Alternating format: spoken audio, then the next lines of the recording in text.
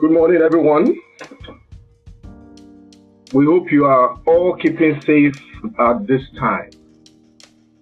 Today is the 22nd of April, 2020. Welcome to the third and final day in the series of webinars on COVID-19 and the financial services industry. Today's webinar is titled Workforce, Productivity, and the New Normal. The webinar today is focused on human capital considerations for human resource leaders within the financial services. My name is Arusa Osemedi, and I will be your moderator for today's webinar. The session should run for about 1 hour 30 minutes. Please take note that we are recording the session, so we'll make the session and the slides available to you later on our website. As we all get accustomed to the new normal and the technologies, please bear with us in case there is any network glitch. You will notice as you joined that your mics have been muted to avoid any interference while the session is actually going on. You will be able to use the Q&A box. You'll find it at the bottom right to ask your questions anytime during or at the end of the session. Thank you. However, we will be taking questions at the end of the session by our SMEs. We have with us Andrew Nevin. Andrew Nevin is Partner Chief Economist and West Africa Financial Services Leader. He will be giving us the opening remarks. We also have with us a guest speaker. Our guest speaker is Tolulope Agiri. Tolu is the Chief Human Resources Officer for InterSwitch. She will be sharing with us her experience leading one of the foremost fintech companies in Nigeria. The other speaker for today's session is Rolly Esisi. Rolly is a manager with the People and Organization Advisory at PwC. And with us as well is Olushola Adewale. Olushola Adewale is Associate Director, People and Organization, also at PwC. At the end of their sessions, we will be sharing with you results of the survey you filled while you are registering for this program. Again, thanks for joining us. I now call on Andrew Nevin to give us the opening remarks. Andrew. Thank you, Arosa. Thank you, everyone, for taking time this morning to join us, and thank you so much to Olu, the guest speaker from InterSwitch, for joining us. We really appreciate it. I'm just going to make some opening remarks in my role as Chief Economist at PwC Nigeria. And I think it's fair to say that if we go back to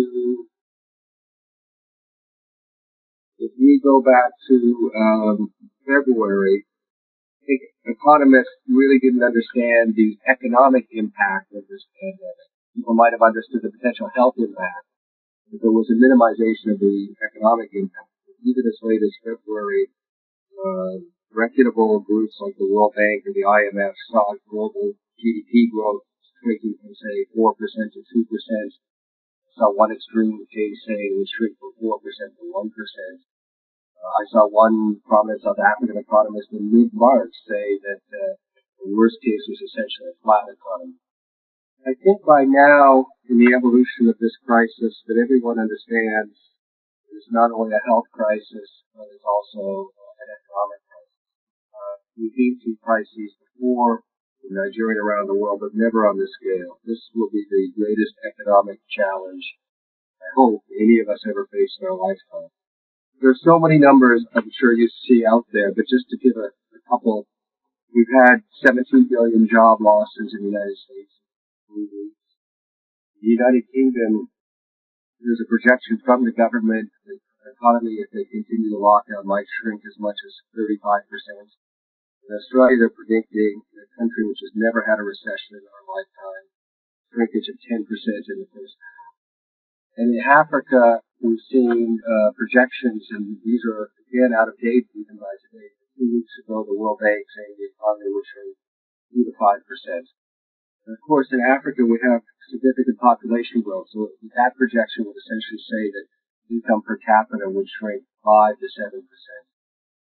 And of course, Nigeria is an oil economy to a large extent, at least the government finances and the foreign exchange. And I'm sure everyone on this call has seen what's happened to the oil market in the last few days, where we've had something that is just essentially been unthinkable till now, which is negative oil prices. How can an oil price go negative? Well, someone that has oil essentially has nowhere to put it, and they have to pay someone to store it. The world, in terms of oil balance, was roughly balanced at the end of 2019. The COVID-19 crisis has taken about 30 million barrels a day out of demand, so that's 30%. But when you hear an OPEC cut of 10 million, of course, that isn't going to rebalance the market. So all of these headwinds add up to, as I said, the greatest economic crisis of our lifetime.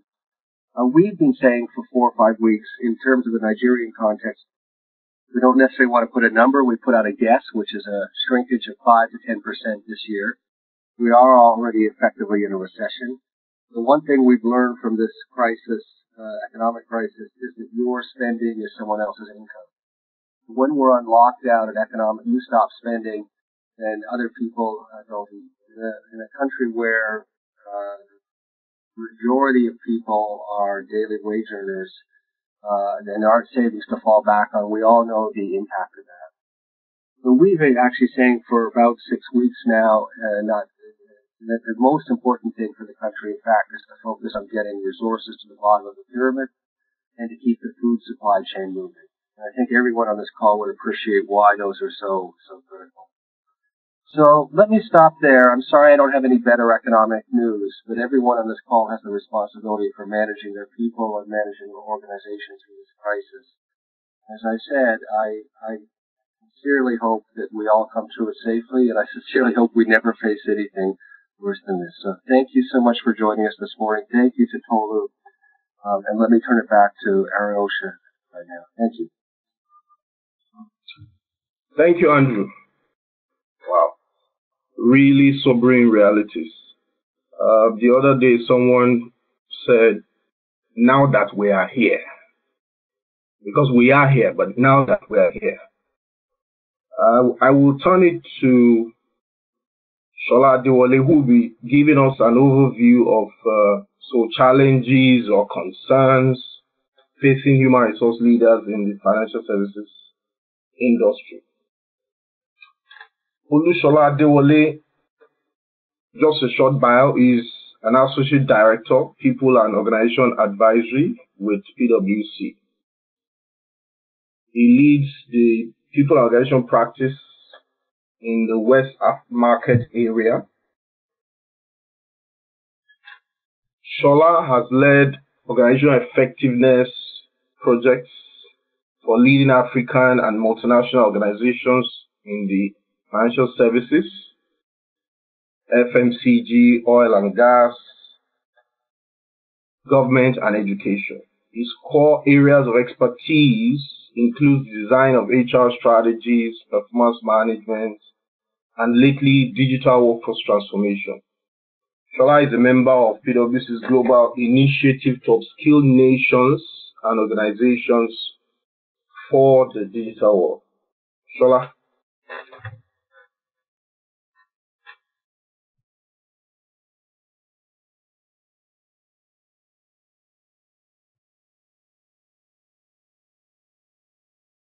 Shola will be giving us an overview of challenges or concerns facing human resource leaders in the financial services industry.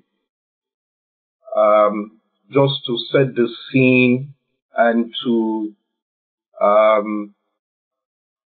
ground us in some of the questions or the concerns that we hear our leaders, HR leaders in the financial services industry are facing. Okay, good morning, everyone. Thank you very much, Arosa, for that introduction. I want to kick off this morning by once again thanking Tudul Operagiri for joining us. Into which, as we thought about who best to bring this to life, we thought about a company that is sitting on financial services and then a lot of what we are talking about as far as technology is concerned. I also want to welcome HR Nation. All my friends in the HR community who are here. I know there are many other people who are on the call who are not HR people, but FS leaders as well. So just to kick off, we wanted to, first of all, frame the questions around the challenges, to try to resonate with you, the challenges that we as HR leaders are facing at this time. So because of the demand to socially distance ourselves, there are a few questions that are, as they say, keeping us up at night. For example, to start with, how do we quickly articulate a remote working strategy? And this may seem elementary for many, but it will amaze you that up to like a week before the lockdown, I was still on a call with a major financial organization who were still contesting about the productivity challenges of working remotely. So do you have a strategy for working remotely? And if you do, how do you bring it to life? And therefore, how do we enable our leaders to successfully manage people working from home or working indeed even from different parts of the world? In a world where for decades we've all become accustomed to the FaceTime requirements of work. Indeed, the conversation that I referred to was around believing, trusting that people will work with their leaders who are not in their faces. There are programs that we routinely we take for granted, client meetings. You can imagine your typical private banking client who will insist that you needed to come to their office and things like that. Internal things that we do, training, a lot of training still gets delivered on a FaceTime level, and things around appraisals and so on and so forth. How do we advance such programs in this new normal that we find ourselves? So, I could go on and on and on, but a big part of this is how do we get people who all of us, how do we get ourselves to upskill as far as remote working tools are concerned, or not just the tools, but even the realities of product design, approvals, and stuff like that? How do we get everybody up to speed? If you said, for example, you wanted to deliver cards with drones, your ATM cards with drones, and so on and so forth, because you may be afraid that there will be some infection as the thing passes from courier to courier. How do we get people to even understand how that works? And how do we get people engaged? With remote working comes the reality that we're not engaging physically. Many people spend about 60 to 80% of their day time at work. And therefore that is missing now. How do we make sure that people can still connect with one another going forward? So on this session, because we only have just about an hour plus, we're going to be focusing our conversations around three big realities that face us. And these realities are, smack reality, smack situation that we find ourselves in when you think about the fact that for the last 4 or 5 years, we've all spoken about the future of work. But maybe the narrative is going to change to the now of work. Because COVID-19 has totally changed that narrative for us. So we're going to be focusing on remote working, sharing some tips and insights. Some of them we're going to be emphasizing them, and some of them may be new to you. on remote working. And then, of course, secondly, how do we keep productivity on the high? As Andrew rightly said, the numbers aren't looking good globally. Indeed, for many organizations, there are challenges with revenue and cost. How do we make sure that we can, as much as possible, keep productivity on a high level? But perhaps the biggest part of what we're going to be focusing on is the platform on which all of this rests, and that is digital. Okay, so how do we upskill? How do we make sure that our people get up to speed on what is required to operate in this new normal? And then, of course, we hope that we will get a chance to hear from a company that has been operating in that space for quite a while. So thank you very much. I'm going to hand over now to our moderator who will bring on Rolly CC to take us through the next two sessions. Thank you, Shola.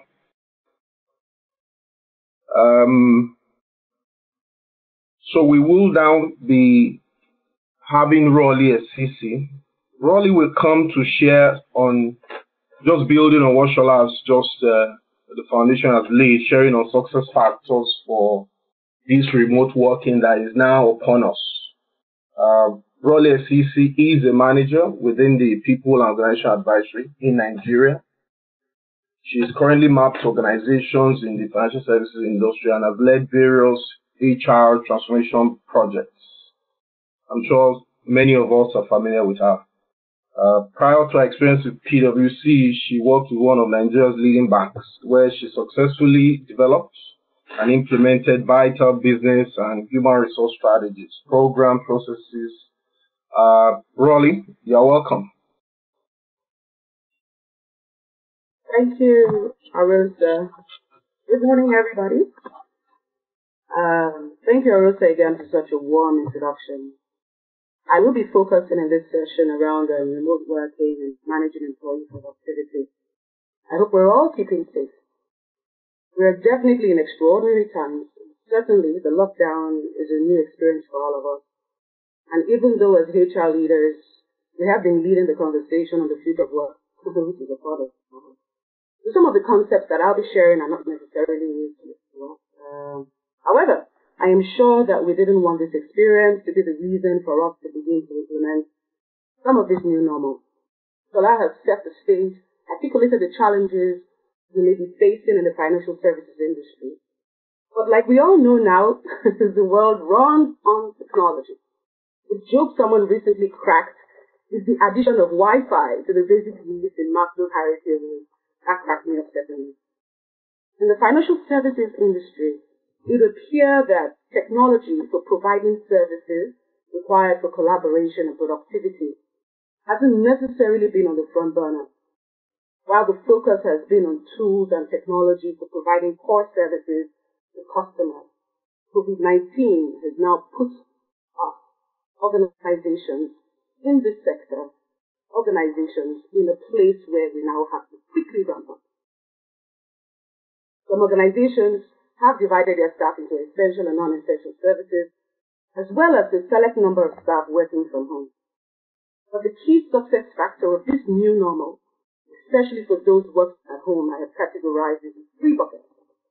One is communication, the second is trust, and the third is technology.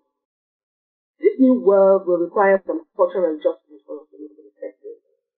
Some of these adjustments will include changes to communication. Communication is, in this situation, it will build the connection between us and our employees. I must say we should not renege. We should communicate. Short, bite-sized information, snackable content that our colleagues, our employees can read and understand. And what are we talking about? We're talking about the real impact of this to our business. Andrew had given us a sort of an overview of what's going on. I mean, if we speak about that and talk about what crisis the organization is in, we don't do what we're supposed to do. We don't engage if we don't do our work. This is important for us at this time.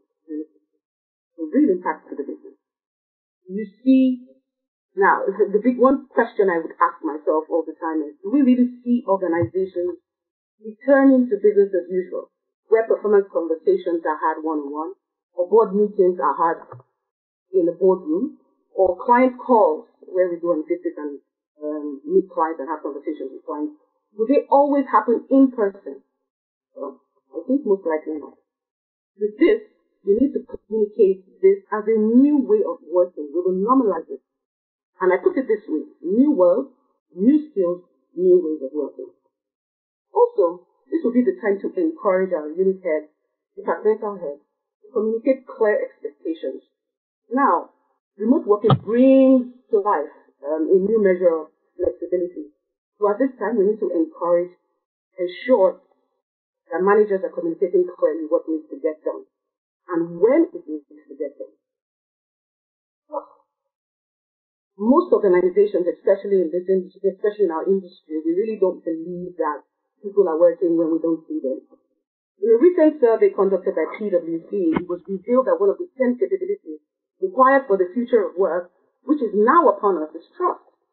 HR leaders need to model trust by being credible, reliable, and just genuinely being genuine.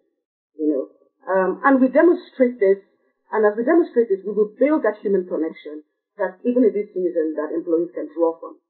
We can use this period to roll out an online coaching program on how leaders in the business can manage and lead people in this digital world. This will enable them to focus on output and not hours. We are used to looking at people and saying, oh, they have to spend a number of hours in the office. But we say, no. This time, look at what they're supposed to be delivering. What are they supposed to be delivering? Are they delivering on this? Technology. Yesterday, we had a great session on technology. HR leaders now have to pay additional attention on technology and technology. One of the days where we are not focused on what is happening in technology, what are the new things happening in technology. Now we have to pay close attention to that. And especially for the financial services industry. There are many tools out there that can help us focus on how to improve collaboration. One of which, a lot of organizations now are using Microsoft Teams, Google Meet. We now even have Google Classroom, and this will help learning and development teams manage their classroom for those who are now implementing virtual learning. Tasks and to-dos can now be managed using Google Keep, and interactions and collaborations can happen across, various chat options that our organizations have now provided. In fact, projects for organizations who handle projects in the financial services industry, projects don't have to stop. You can now use, for instance, Trello to manage a project. And then VPN, like my colleague said yesterday, you have to up our licenses probably on VPN to ensure that staff can log on to company-wide software remotely. These are just a few resources, but one of the big issues here that we have to deal with is cybersecurity.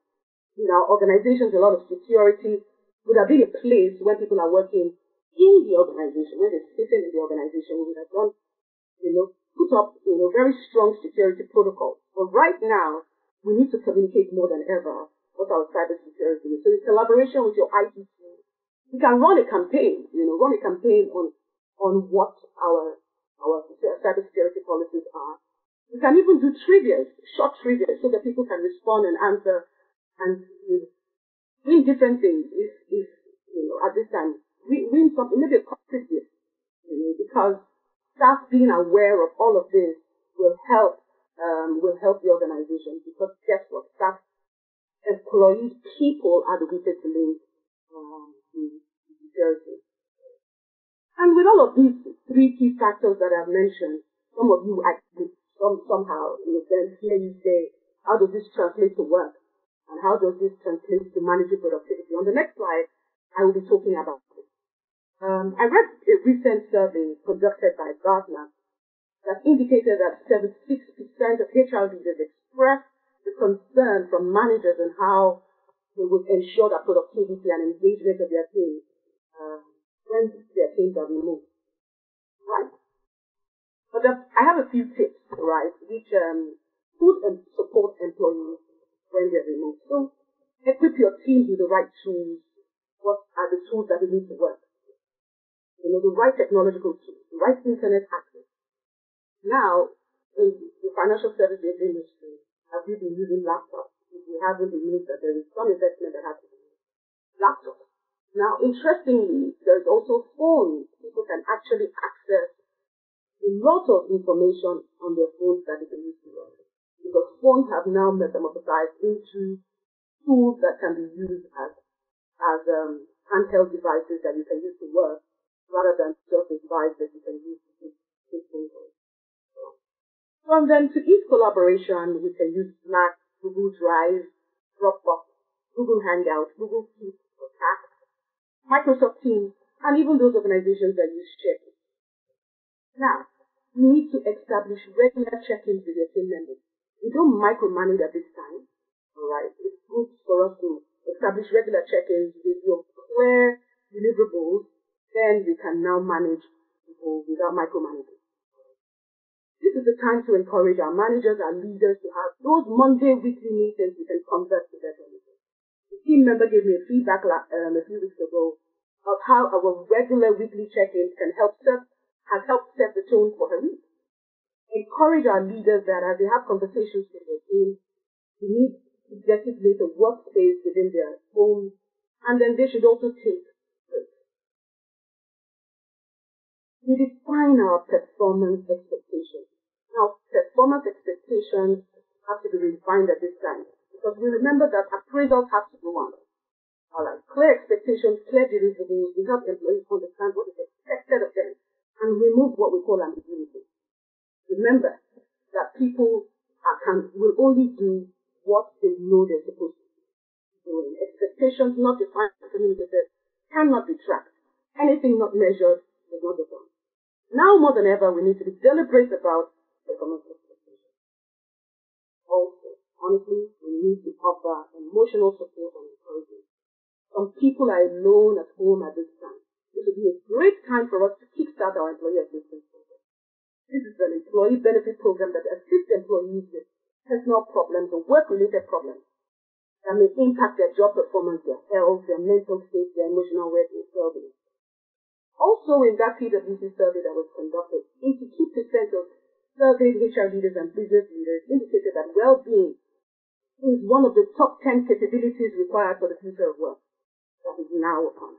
Honestly, if we're able to implement any of these, we will be able to achieve the productivity we need. We will be able to provide the emotional support required at this time. We will also still keep employees engaged in this season of COVID-19. Thank you very much for listening. I will now hand over to the moderator.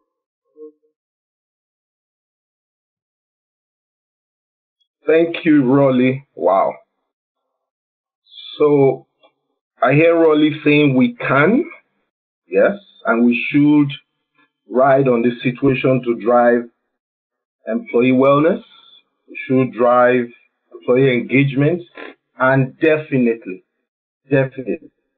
drive productivity, given that the new normal makes it apparent that technology, humans, and bots are converged in ways that we had imagined will happen many years from now, but it really is upon us. Thank you. We will continue with the next session by Shola Adewale. Shola will be focusing on, so how then do we upskill for digital? Since this is a clear imperative for us at this time. Shola Adewale, welcome.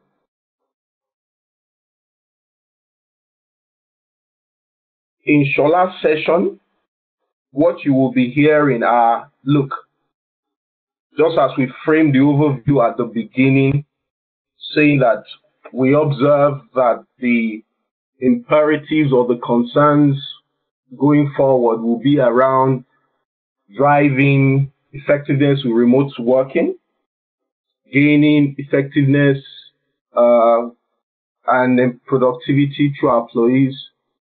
And definitely underpinning all this will be we'll need to upskill. All right, thanks. Thank you very much, Arosa. And thanks, Rolly, for that great representation of what we need to do to work better remotely and maximize productivity. Now, my job is relatively easy, and that is just basically to drive us into a conversation around the platform on which all of this rests. Everything that Rolly spoke about literally rests on the platform of technology. And I want to start without raising any major alarm here that organizations and individuals that lag in adopting technology or going digital and building digital fitness will lag in their performance overall, because now we don't have a choice. So literally from today, we need to kickstart all of the initiatives that we've been thinking about, that we've been talking about around upskilling the entire organization. Otherwise, you would have weak links in your team, as it were.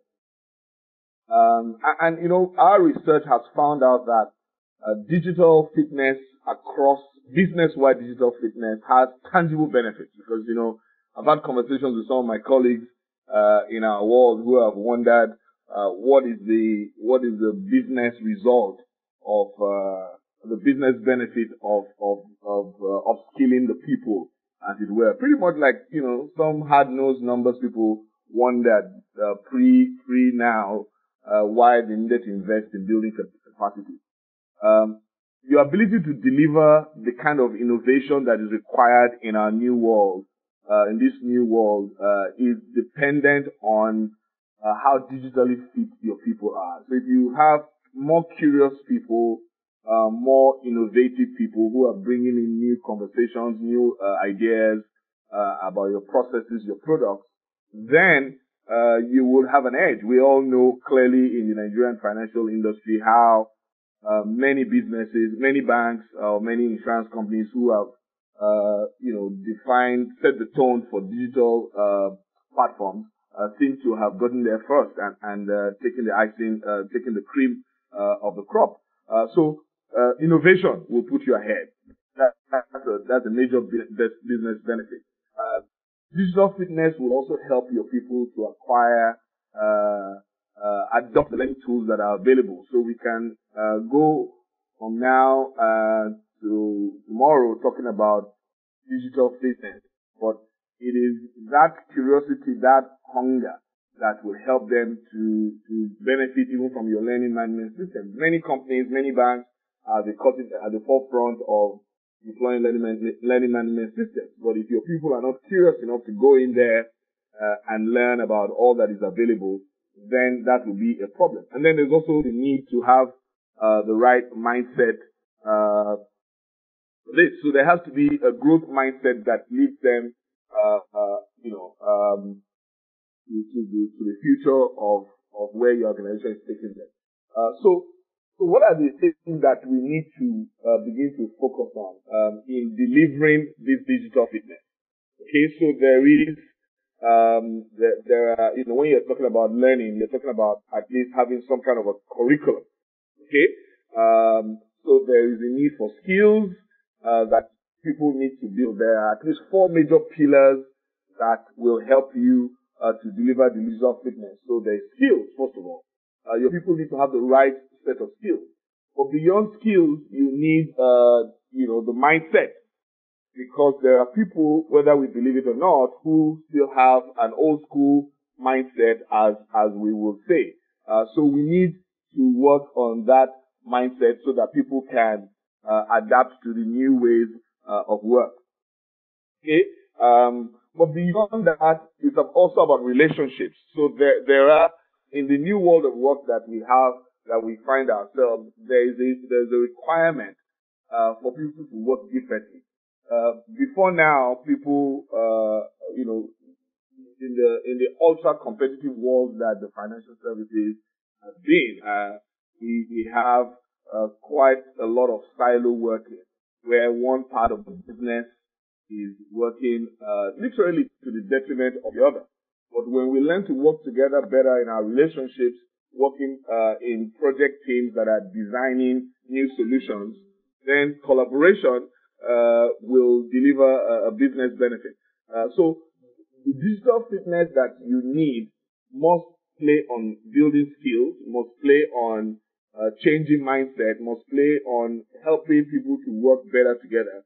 And then lastly, another major curriculum that you need to, part of the curriculum that you need to work on as you build digital fitness is behaviors, the right kind of behaviors, so that people can apply the learning. So before now, if you send people on a leadership program, for example, outside the office, one of the big challenges that our clients will typically have is to find out that people don't necessarily apply those things. Now, what digital fitness does as you build up those capabilities is that it helps people to literally adapt the learning real time on the job. Okay, so as they pick up new skills, for example, in analytics, so if they picked up a new set of skills in doing data visualization, then they wouldn't come back the next day to deliver to bring a deliverable that does not adequately visualize the data they've analyzed. So this is based on research that PwC has done. We have a great center called the Kazimak Center that is at the forefront of research in doing this. So skills, mindset, relationships, and behaviors will certainly help us to get to where we're going. So as part of our contribution to this world, this new world that we have, that we found ourselves in, recently at the end of March, PwC rolled out what we call a digital fitness app. And now what this app does, and it's free all the way till July 31. We had clients who were subscribing to this before, but the new thing that this assessment does, or this app does, is that it gives you a COVID-19 resource channel. So a lot of what we're talking about here, you can actually access it real time online, and you can find that on Google Play or Apple on the App Store, the iOS App Store. But there are loads of other tools out there also that can help you to achieve the same thing. All we are saying here essentially is that you need to have a focused curriculum to building fitness in your people. Otherwise, you will find a situation where the world is going digital, your industry is going digital, but your people are not able to respond to the challenge. So again, what does this app do? What do all of these solutions out there do to help you to digitally upskill your people? Number one, they will help to assess the fitness of your people. The place to start, pretty much like before we were in the world, before we went digital. You would typically do either a competency gap analysis or what we call it training needs analysis. We will have our appraisals. At the end of appraisals, you say, oh, these are the developmental areas. But one thing that is clear that, in this world of digital, if our objective is that we want to take people to that crucial point where they are comfortable with digital, where digital becomes the language in the organization, the first place to start is to assess. So like I said, there are all kinds of tools out there that help you to do that. But PwC also has that opportunity to give you this access, particularly in this crucial time where we are battling and overcoming this COVID-19. So the first place, obviously, is to assess. Okay, so what the assessment does, basically, it helps you to identify where you stand across the four pieces of the curriculum that I shared earlier. Mindset, the skills, the relationships, the behaviors. And it basically gives you a score, pretty much like your training analysis. But it doesn't stop there, okay? It takes you to learning. So there is a lot of learning content that you can pick up. They're literally endless. Before COVID-19, there were, about 100 different courses. You have the opportunity to either learn by watching, you have the opportunity to read, You have the opportunity to just play simulations on the app and get up to speed. And they're snackable. It's 2-minute conversations. But as that goes, as people learn, then they can actually increase their digital fitness. So you have a way to measure whether there is fitness, whether you are progressing in your fitness journey or not. Okay, so the content is not PwC focused or any organization focused. You can have content from as far afield as the Harvard Business School, from MIT, from the Economist, all kinds of resources that would help you to do that. But one thing you want to do is to raise the digital acumen across the organization, because the COVID-19 challenge is not a lockdown challenge. So when we are done with the lockdown and we get back to the workplace, the financial services organizations that will win are the ones who are at the forefront of technology.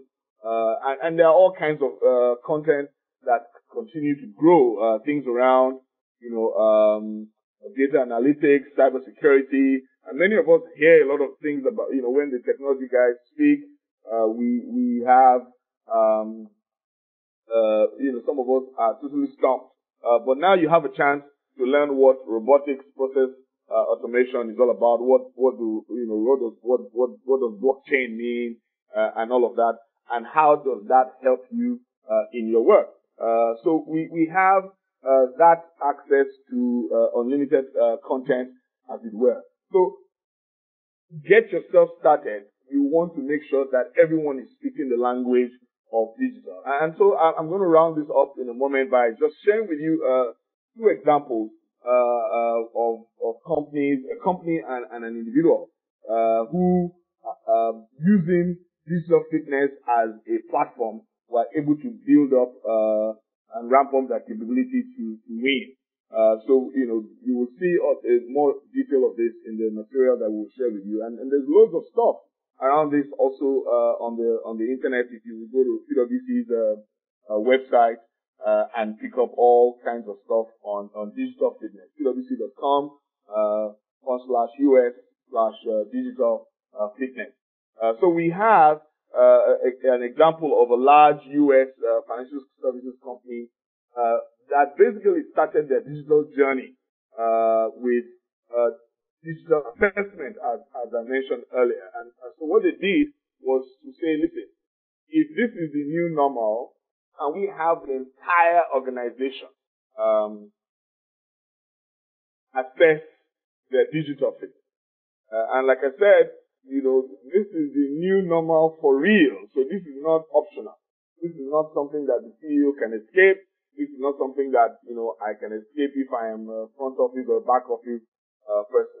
Indeed, in our organization, I try not to use the PwC example because I know we're not a bank or an insurance company or pensions company and all of that. But, we do have some practices that, I think that will be a major benefit to you. So, across the entire PwC over the last year, we have focused on exactly what I've just said to you, making sure that everyone raises their digital acumen.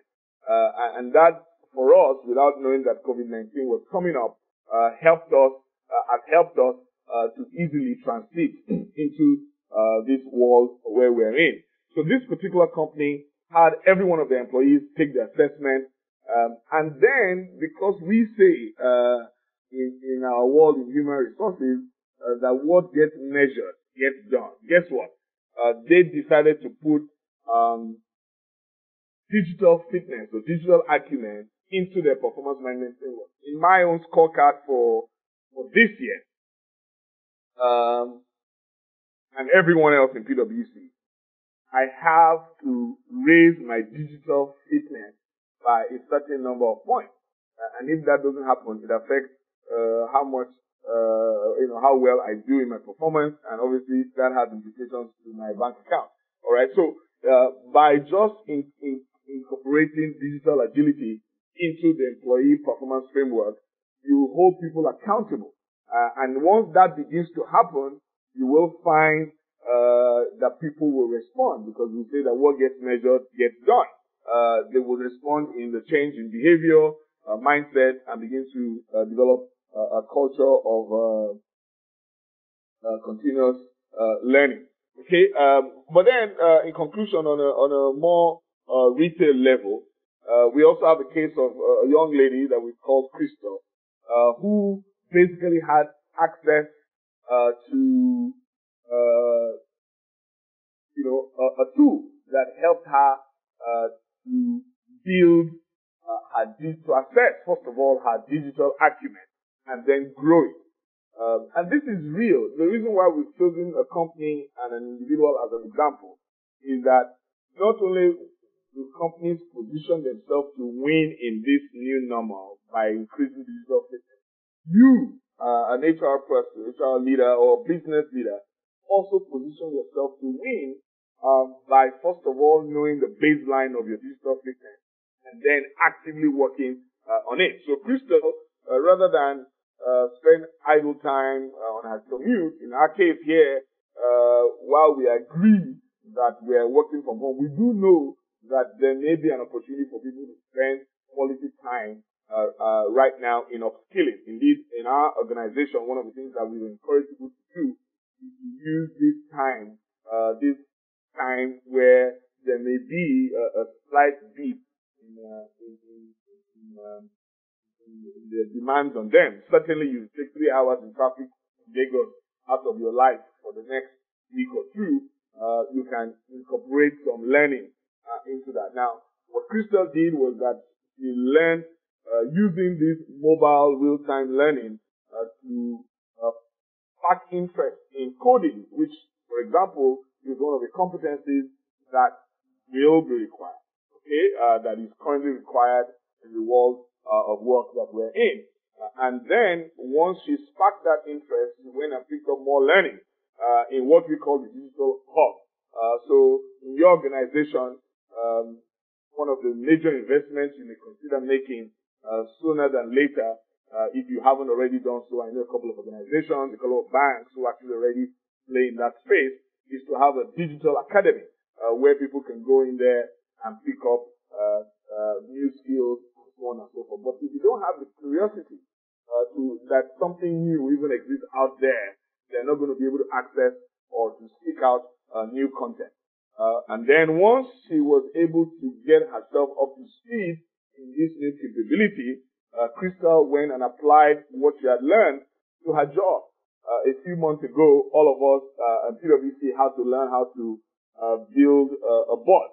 And so I built my first robot in life, and then of course, who knows, sooner or later I'm going to need that for some work that I may have been doing manually. So to a large extent, that really is all that I have to say for you. So to you about digital upskilling, you need to assess, you need to provide the learning, the content, and then consciously grow the baseline of your employees' performance. And as I mentioned earlier, once you raise that digital acumen, then you will solve the problems or the challenges to a large extent as far as productivity is concerned, as far as remote working is concerned, and most importantly, your organization will begin to lead as far as innovation is concerned and achieve more growth in areas that hitherto not explored. Thank you very much, and I hope that you have been able to learn a few things. I'm going to hand over back to Arosa now, who will bring on Tolu. Thank you, Shola. So I hear Shola saying that we really need to assess where our people are quickly, and then develop and quickly grow learning and skills around a digital curriculum. For those just joining us, we started with Andrew Nevin, our chief economist, giving an overview of the economy and what is ahead of upon us at this time. And then we raised some of the challenges we hear human resource leaders are having around FS. and said that our webinar will focus on helping to raise remote working capability, helping to manage and increase employee productivity at this time. And Shola just took us through a quick session on how to then upskill our people digitally. So I now bring up our special guest, Tolulope Agiri, who is the Group Chief Human Resources Officer at InterSwitch. Tolu, before InterSwitch, was a senior strategic regional HR business partner with the World Food Program Johannesburg. Prior to that time, she was actually Human Resource Director at Unilever in Nigeria here. Tolu, over to you. Thank you.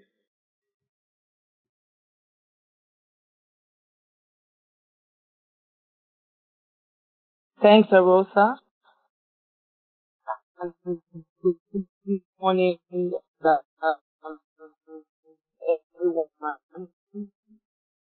Most especially the WCT. Thank you for having me.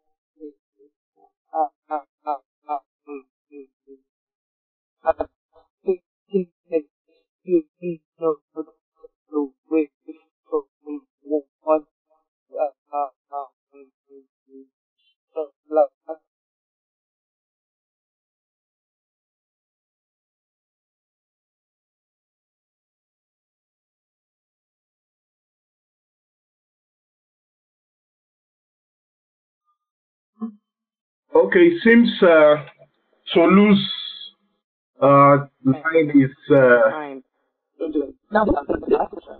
okay. Tolu, are you there? Thank you. All right.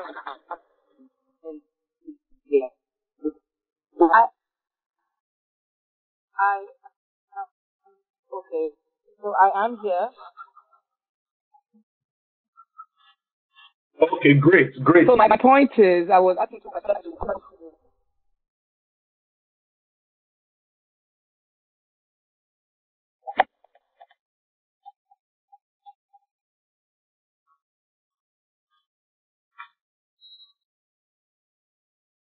Also, you need to give me feedback if it is better. Yes, it is better. Thank you so much. I started by asking two questions. One is, what percentage of time do you think the leading scorer is on the team that eventually wins the World Cup? And my second question was, how many of the best actors or best actresses do you think have actually featured in the best feature for the year? And I ask you, as HR leaders and probably leaders also in the room, to focus. And you may want to jot down your answer as I then go into the session. So my brief this morning is really around how has InterSwitch tackled the last couple of months. And as I start listening to Rolly and Shola, it felt to me that what I would be doing was bringing the real spin on what advisory has told us, on what research may have said is good. So I've structured it along three lines, which is productivity, procedures, and people. Now, this journey for us started about 2 months ago, and one of the things that we had to do as a business was actually get ready from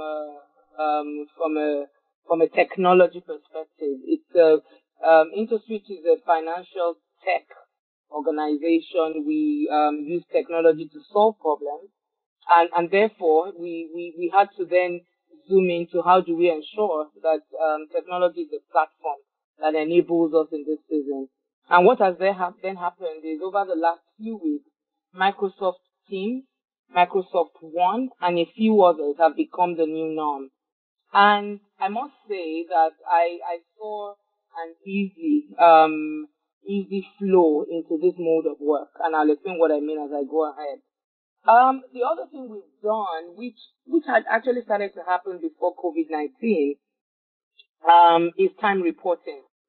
Now, because we're in business to do good, we're in business to make money, we are always thinking about how to become more productive, especially because some of our tools, the time spent on developing those tools, I eventually tried to find.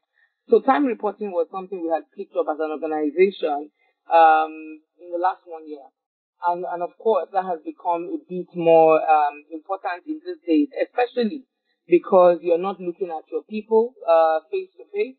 You're not with them one on one, and therefore, as an organization, we need to ensure that we can still reflect on what our people are doing. The other thing we have done to ensure productivity remains is we have a crisis management team, and the crisis management team is led by the chief risk officer, and the team meet every single day. Now, in meeting every single day, there's a group of about 8 of us. In meeting every single day, what that allows us to do is pick up issues that pertain to our people, that pertain to our work, that pertain to our platforms, that pertain to our customers, and to report back under 24 hours. What that has done is it has helped to bubble up issues very quickly. And it has also helped the quick resolution of issues to the extent that our customers are not negatively impacted for long. We have also continued to meet as a senior team almost as if nothing happened. So meetings where we would typically spend the whole day, we have spent the whole day with the usual health and well-being breaks in between.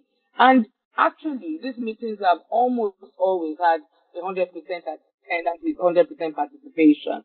Now, the last thing under productivity here is speaking to the fact that this period has probably come to test some of our talent systems. So prior to now, we had identified a group of people we considered our critical team.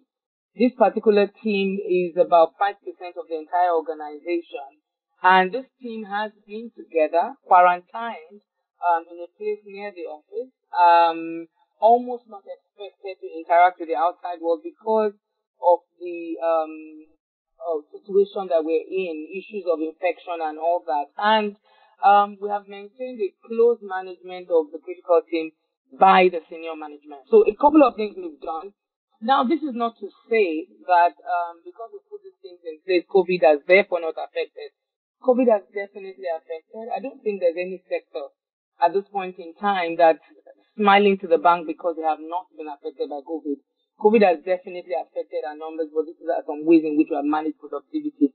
Now, moving on to procedures, and what I mean by that is, as an HR team, what has this period done to us in terms of work? Now, at the beginning of this season, we actually got together thinking around, do we need to halt certain things, or do we need to simply push the boundaries a little bit? And what we decided is we have continued our usual practice. So, as an example, we've had recruitment happen. People have joined us during this season of lockdown. We've had onboarding happen. We've had computers delivered to the home. We've had integration also happening at the same time. Now, after the end of the financial year, and usually performance appraisal is a season that is high involving and takes a long time. However, what we have done is actually take advantage of COVID. We're in the 3rd week of April, 3rd to 4th week, we're seeing close to 70-80% completion of appraisals, which is actually a first in a long time in the industry. So this has worked in our favor. Appraisal sessions have happened, people are having their conversations. And lastly, as far as our procedures are concerned, training has also continued, especially online training. But also, we have not shied away from doing classroom training by using our platform, the Microsoft Teams. Now I come to the most important part of this whole of the slides you have in front of you, which is the people aspect. We started this journey as an HR team saying to our people, about 800 people in InterSwitch, Nigeria, by saying to them, we are putting people first, and it was going to be very important that they saw it that way. So we started to send series of messages, and I think this morning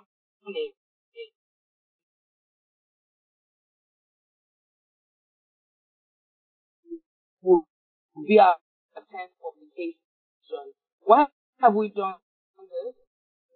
We want to ensure that there is no lag and there is no gap in what people are thinking or even in their knowledge. What's happening with the business? What's happening with what's happening with my HR people? Who can I reach for what? We have continued that conversation. The other thing we have done, I heard referred to the employee assistance program. We started our employee assistance program 8 months ago. This has come in really useful in this period. In addition to it being a platform for employees to reach out to, and they have, we saw an upsurge of about 100% in the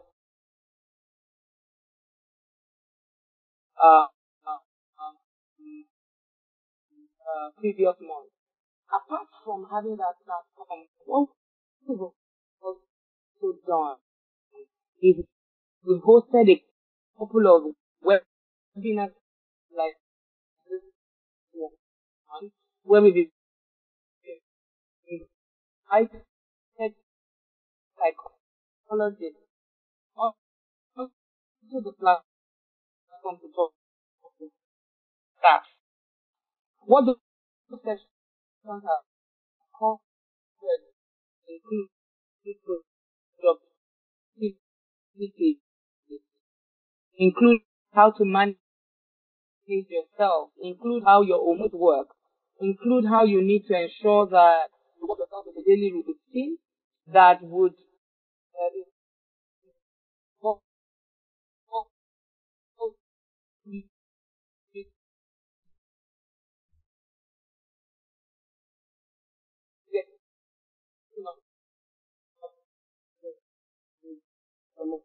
morning activities were going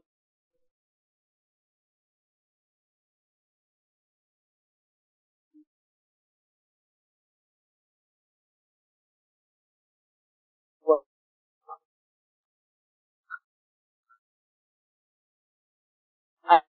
And this has actually really useful. The other thing we've done every single day since lockdown started is we do our call 300. How does do? It actually responds to issues as they bubble up from the life of an employee. There have been employees that were freaking out. There have been employees that their family members were showing symptoms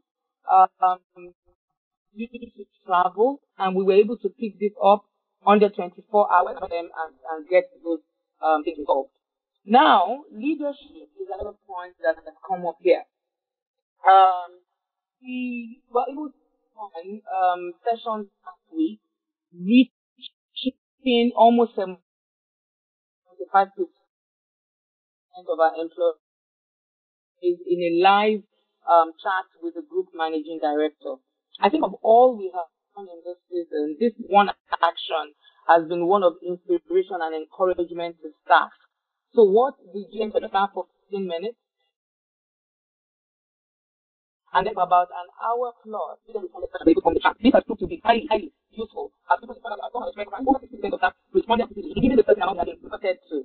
What has then happened since the call with the GMD last week is that more staff actually then said, I didn't have the opportunity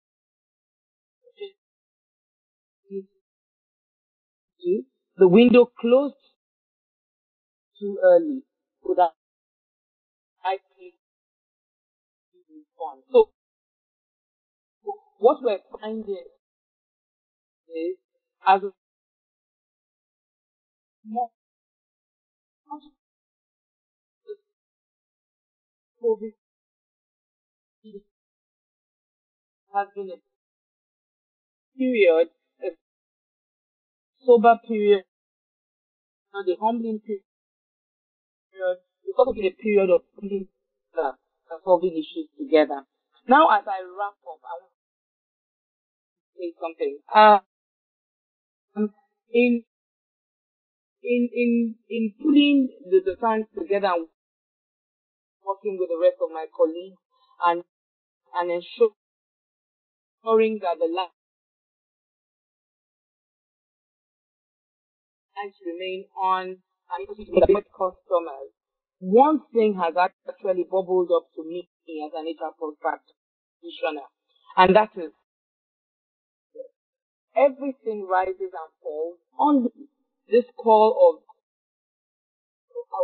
identifying and developing our leaders. And that links me to my very last point, which is this. And it's a quote also. It says the process of leadership to see how that plays out in our industry. Thank you, and I have over. Thank you so much, Tolu Agiri. Albeit we had some challenge with technology. If I were to summarize, Tolu was simply saying to us that at InterSuite they are learning and normalizing. We now have a chance to take questions and answers. Remember, you can drop us questions using the Q&A chat box at the bottom right of your screen. We will, within the time, take a few questions. Please note that even if we are not able to take your question at this time because of time, you feel free to reach us after this session. So I have a question here already. This question is directed to Raleigh SCC. The question says, can all jobs really be done remotely? And in your experience, is remote working more about mindset or skills or tools or behaviors? Thank you, Raleigh. Thank you, Arosa. At this time now, all jobs certainly cannot be done. But as we go along and as we begin to refine our ways of working, we can now begin to see how we can do all jobs where we are now.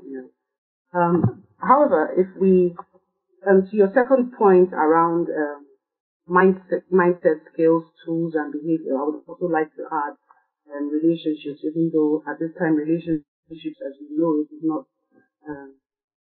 really critical because we are in a situation of COVID-19.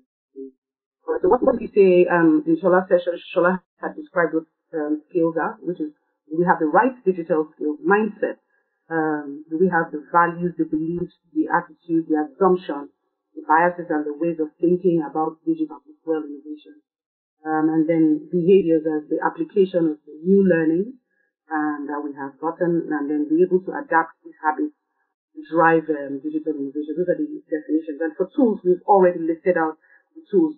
Your question is, is any one more important than the other? No. All of them are important at this time. And for the relationships that I added is, do we have the right connections and collaborations to influence digital innovation? Right now, we don't have a choice. We are in a place where we have to be innovative, we have to be creative. So all of these things are important at this time for us to at least adopt remote working, remote learning, normalizing new way of working. Thank you, Raleigh. I have another question here. This question goes to Shola Adewale. It says that during the session, it was suggested that we establish regular check-ins with our team members, and it was also we were also encouraged to trust our colleagues. So the question really is, could check-ins get too regular? Where exactly is the balance? Yeah, thanks, Arosa. Well, I guess to borrow what you said earlier about Tolu's presentation, learning and normalizing, I think you've got to handle this on the go, so to speak. First of all, if you think about the fact that interactions that literally happened 8 continuous hours where we engage one another in person now are having to happen virtually and only on demand, then I'm not sure that check-ins can be too many.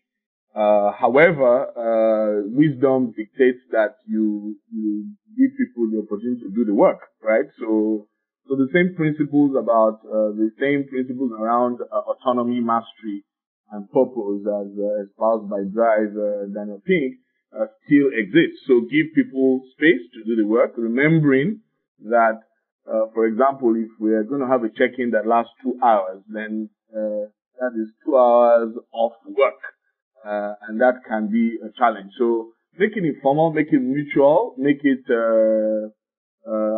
follow the same rules around making sure that it's a time that's convenient for most. And then, of course, agree on what works for everybody in the team, rather than the manager just deciding, I want to talk to you at 8 o'clock, I want to talk to you at 10 o'clock, and so on and so forth. Leave room for work. I think that's the control. Thank you, Shola.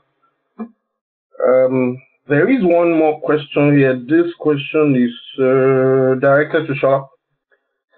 How do we coach our managers to focus on outcomes and not micromanage, given that, honestly, this is a new situation thrust on them suddenly? How do we coach them or train them to focus on outcomes and not micromanage?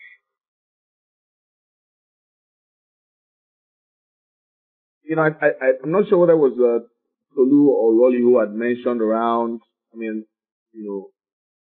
this is a perfect time to, for example, get people on a coaching program literally, online. I mean, if there's one program that can be deployed online and that's even available across the platform, that one is one that is particularly common as we speak. I do know that many organizations had invested, many banks have invested in coaching programs in the past. Banks are literally, or financial service organizations are literally at the forefront of management development and relation development programs, and coaching is usually a key part of that program. So this is the time to get people to draw on those things they have learned on those programs. So roll those programs out and then challenge people to use what they have learned in the past. Thank you, Shola. Roll out those programs to get them to, while communicating, focus on the outcomes, the performance expectations, the outcomes of the performance expectations. Thank you. There's one more question here. So with declining revenues as a result of the pandemic, several organizations are having huge concerns around their costs, and a chief cost element is staff cost. So a question for our guest speaker, Tolu Agiri, is, how is your organization framing your responses and solutions to staff costs at a time like this? Thanks, Arosa. And I do hope that network is better this time. Actually, one of the frequent questions has been, what are we going to do about costs, and what are we going to do about staff costs especially?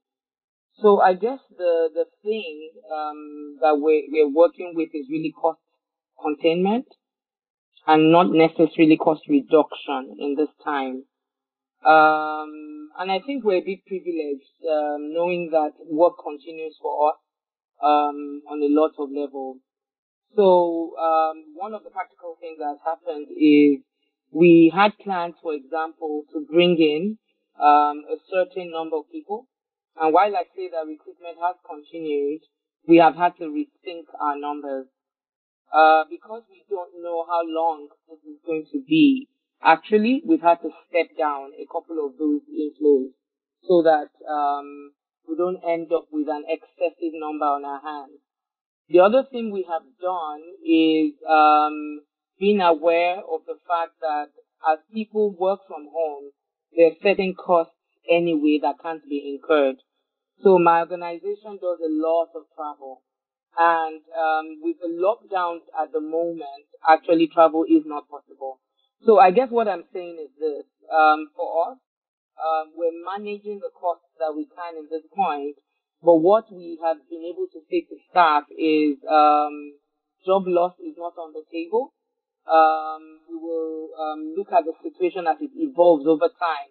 But we've given them a very direct message that says right now, being nervous about job or pay is not something they want to do because we're not yet at that stage. And then we are just ensuring that we're containing the costs as we can. Thank you, Arisa. Hello. Thanks for thank you. Thank you for that question. For sake of brevity of time, we will now take results of a survey. So you will recall that while you were registering for this webinar, some questions were asked of you. From this, a survey has been drawn up. A survey has been drawn up, and we will call one of our colleagues who will be sharing the survey results. The survey results will be shared by Yamusun, so that we just get a sense of how leaders within the financial services sector are viewing happenings around us. Yamusun, who will be taking that for us, is an associate director with operations and financial services advisory at PwC. She has over 20 years of professional experience in the provision of assurance, taxation, business advisory, consulting to major players within the financial services sector. She has actually led major organizational change projects focused on business process re-engineering, cost optimization, procurement transformation, digital strategy development, target operating model design, and finance function transformation. Doing will be sharing the results of the survey. Doing. Thank you, Arosa, for the warm introduction. Good morning, all. I first found the sessions beneficial. I've enjoyed them. I'll be presenting the highlights of the COVID-19 survey for human capital leaders and learning and development managers. The survey was completed by human capital executives across the financial services industry, including banking, insurance, asset management, and the pension subsectors. 33% of respondents estimate that the impact of the pandemic will last for 3 to 6 months. 28% of human capital executives have the view that the impact of the pandemic will be felt over a 6 to 12 month period, while just 24% of the survey respondents believe that the impact of the pandemic would not exceed 3 months. 13% of executives surveyed believe the impact will be felt for a period beyond 12 months. Similar to other C-suite officers, most respondents expect expressed concern about the negative impact of the pandemic on the organization's financial performance. About 33% of these respondents indicated it is difficult to predict the impact of the pandemic at this point in time. However, it is interesting to note that 3% of respondents see the pandemic having a positive impact on their organization's fortunes, while 3% indicate that there will be no impact on the organization's performance. Now, talking about the key issues and areas of immediate relevance for human capital executives, the number one issue, unexpectedly, is the likelihood of a global recession. This remains the number one issue for all respondents. Expectedly, other topical issues are reduced productivity at 54% and workforce safety at 45%. In response to the question of the speed of the organization's recovery, 38% of the human capital executives estimate a return to business as usual within 1 month. The same number of respondents predict that the post-pandemic recovery will be within 1 to 3 months. 16% of respondents indicate that there will be a return to business as usual 3 to 6 months. In essence, 76% of human capital executives predict a return to normalcy within 3 months. It is important to note that these projections of a speedy recovery to full operations are in spite of their concerns with respect to global recession and reduced productivity. Going on to their investment plans, 49% of human capital respondents would delay investment decisions as a result of the impact of COVID-19. I believe this is aligned with Tolu's position or Tolu's views expressed earlier. About a quarter, that's about 23% of respondents, see opportunities to increase their investment, while 19% of respondents will cut back on investments. Thank you for listening. I'll hand over to Arosa. I believe we're able to take a few more questions before we close. So, Arosa, over to you. Okay, thank you, Doing, for the insights shared. So there is a question here from a participant as well. The question is to Shola Adewale.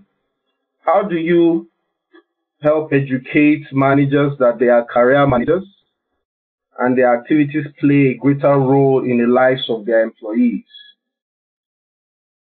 He prefaced that question by asking, he says, look, that the leaders, the managers have a huge impact on the employee retention and the brand. So how do you help educate managers that they are career managers and their activities play a greater role in the lives of their employees? Shola? Yeah, thanks, Arosa. Not sure how heavy that question is on COVID-19, but I think, if you think about it, the fact that COVID-19 has put everybody under a lot of pressure, then of course there's a big imperative now on managers to operate as leaders rather than just task oriented people. I think I'll just borrow from what Tolu ended with, and maybe Tolu should have taken this question, and if she has an input, we would like to hear from her. She ended by talking about how the true test of leadership is in times of crisis like this, how much heart you show. And I think a lot of the conversations we've had today around employee engagement and checking in with the people, and the examples of CEOs or business leaders having regular calls and just inspiring and encouraging people is good advice. I think that when I think about COVID-19 COVID-19, I don't think about COVID-19 as in the lockdown. I'm thinking, okay, so what is our lives going to be like going forward, over the next 5 years or so? So my counsel to my colleagues in the HR world and CEOs that are on this call and thereafter is that we need to strengthen the leadership pipeline. Most people become leaders by performing extraordinarily well in terms of their numbers and metrics. But that's not what it takes to lead an organization on a sustainable level. You need to be able to lead in a wholesome manner. Those are my thoughts. So people need to learn that, and we as HR leaders can provide that platform for people to learn, leaders to learn that. Thank you, Shola. We have 2 questions for Tolu here. One is, do you have to pay extra to staff when at home because they will have to use data at their costs and generate or etc.? Do you have to pay staff? I might as well just add the second question so you can take both. Please speak more on the effect of your organization's leadership virtual meeting with staff. What effect it had on staff morale and engagement, and how was this measured? Tolu? Okay. Thanks, Arosa. So I had tried to answer that first question privately, but thank you for giving me the opportunity. Yes, we paid extra, and we paid to all staff, and we also paid to our contract staff. We paid them a certain amount to augment them buying unlimited data. And I suspect this is going to be a monthly payment if we don't go back to work soon. In terms of the effect of the virtual leadership session, we haven't measured, so it's interesting that that question came up. We have a survey that will be going out later this week, and the survey is really to measure a couple of things around remote working. We just want to know how people are feeling, and if they have further suggestions on how we can make this work. But what I remember about this session is my boss saying he has received a couple of texts and mails of people reaching out to him personally to say things like, I'm glad I'm at Interswitch at this time. On the call, a couple of people actually used the word love to say, number one, we wonder why you love your employees so much. And actually, we also love you in return. So it was a bit mushy. So we haven't measured it in those terms, but actually, we have got a sense of how people feel about it. And if I could quickly link back to what Shola was saying, I am suspecting that because the future of work is here, as we move into back to work and carry on into the future, the weight we put on leadership has to be heavier. Otherwise, we will have our teams crumble in times of either business crisis or pandemic like this one. Back to you, Arosa. Thank you, Tolu. With that, we've come to the end of this webinar. Thanks to all our speakers, and thanks much more to you for the closing, for being with us to the closing. I did really like that closing by Tolu as well. Thank you. Thank you for everyone for making time to attend this seminar, this webinar, please, or any of the previous webinars that I held on Monday or Tuesday. We are certain that you found the time spent to be very useful as you craft your responses and solutions. Please feel free to reach out to us after today where you have further questions which we didn't have sufficient time to handle yet. And you can avail yourself of additional COVID-19 resources. What PwC has done is to continue to make resources available to help organizations out there. You will find them on our website. Please avail yourself, and do keep on keeping safe. Keep on keeping your workforce safe, engaged, and productive. Thank you, and have a great day.